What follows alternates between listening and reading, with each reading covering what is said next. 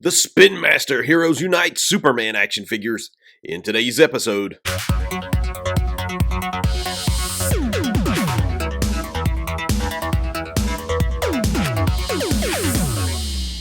Hey DC Collectors, welcome to a brand new episode of the show. Today I'm taking a look at a couple of different Superman action figures from Spin Master's Heroes Unite line. Now before we get into this review, if you will, hit that like button, hit that subscribe button, hit the little ringy bell thingy, and also share this content. I sure would appreciate it. Now, let's get on with the review. Now, let's take a look at the packaging on these guys. So you can see just a nice windowed box. Of course, the mystery accessories are hidden behind here. Who knows what you get? I don't know. Of course, the Superman logo at the bottom. This one, it says first edition, so I guess this is like the very first release of this mold. Side of the packaging is very similar. Of course, there is some copyright stuff here, just the spinmaster.com link there. Back of the packaging is quite different. Of course, here you get the a picture of the Superman toy. This is the original release with a few missions for you and copyright stuff. Here is just like missions and copyright garbledy-gook. Just I don't know what the difference is, to be honest. This side of the packaging is basically just a window. Top of the boxes look like this. Bottom of the packages look like this. Here is the UPC for each of the figures.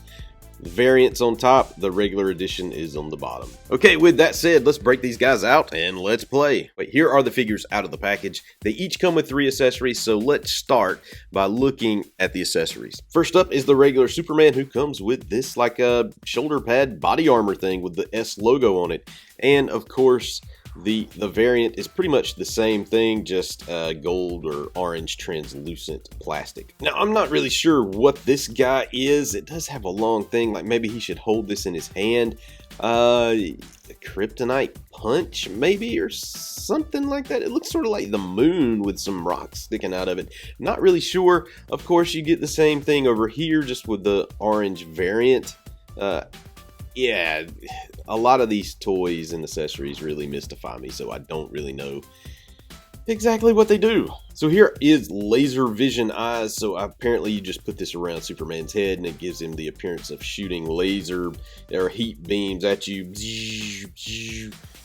And of course, you have these over here for the orange variant. Okay, with that out of the way, let's take a look at the actual figures. Here is Superman. And of course, he has a pretty nice paint set on his, or paint application on his face. You can see the eyes are painted in really well.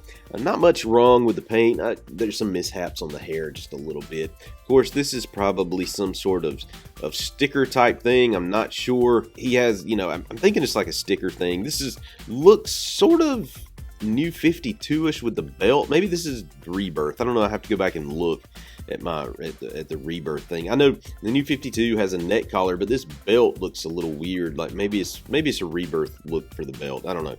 I can't remember. Of course, oh look, he does have the S on his cape, which is really cool. I figured it would just be, you know, plain red and they would skip that, but they do have the S on the cape, which is really cool. Now, if you're familiar with any of the Spin Master figures, they all come with this vinyl or canvas, thin canvas, whatever this material is, I don't know, cape on the back. And of course, if you're not careful, over time, you know, if you get this thing all bent up and wadded up and it stays there, you're gonna have wrinkles all in it. See, it's even starting to put wrinkles in it there just from doing that. So the articulation on these guys is pretty cool. They do have quite a bit for a 4-inch action figure. You know, his head will turn all the way around. No other mobility, like it doesn't turn the side or anything. It's just on a swivel. Arms can go all the way around, can go up that high. Of course, he does have turn here at the elbow, along with a nice elbow bend. There is no wrist articulation, no torso or waist articulation, but he does have pretty good split movement there, and he can kick about that high. That's about as far back as the leg is going to go because of the way the butt is molded there. He does have thigh or swivel and knee bends there, but the knee can also bend all the way around, and that is it for the articulation on this 4-inch Superman. Again, you know, this thing reminds me a lot of the Infinite Heroes from Mattel in the way that, I don't know, like the feet are a little big for the figure. Of course, the hands are different. The hands are looking really small for these guys. Look at that forearm, man. Good God, that's huge compared to the hand. But these are made for kids. They're not marketed to adults, and I know adults have really taken to these and collected them because they're, they just keep pumping these things out. You have this one mold here, and then you pump out something like this in different colors and black suit and everything like that. So there's a lot you can do, especially with the price point, $7.99. I think you can go to Walmart and get these for like $7.99. So that's not bad. It's not bad. And they're coming out with vehicles left and right, play sets. So that's pretty cool for this line of figures. Now, I don't know if they're putting out DC Universe proper figures anymore. A lot of them are Bat related. This Heroes Unite wave, I don't think did as well maybe as Spin Master was hoping. So you're getting a lot of Batman related figures now in like the Tech Gear wave is what's currently out, and that's all Batman related. Hopefully we'll get back around to more Superman or more DC heroes proper, in future waves.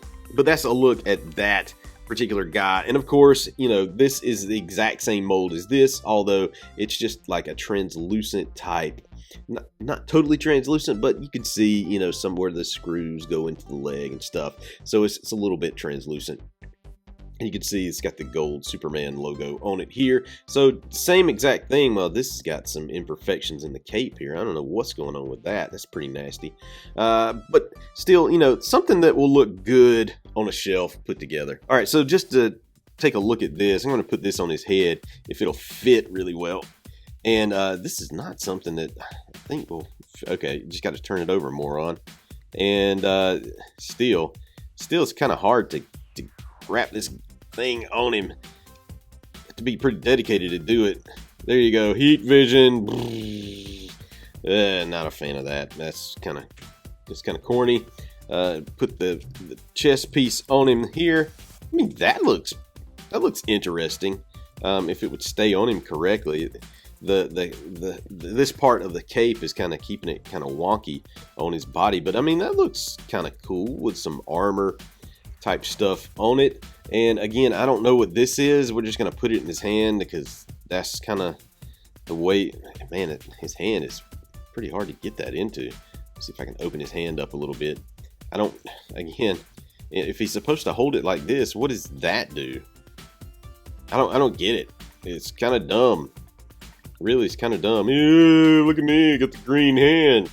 Well, we'll take that off. I mean, this armor, this chest piece is pretty cool. I like it. It kind of reminds me of Man of Steel with what Jor-El had on, if it was gray, but still. That's it. That's just a quick look at these two figures, then the differences, and the same, basically they're the same figure, just different color. If you like what I'm doing, you find this informative, please hit that subscribe button, hit that like button, share this content. You can find me on DCCollectors.com each and every day, as well as hit me up on social media at DCCollectors. All right, guys, later, and God bless.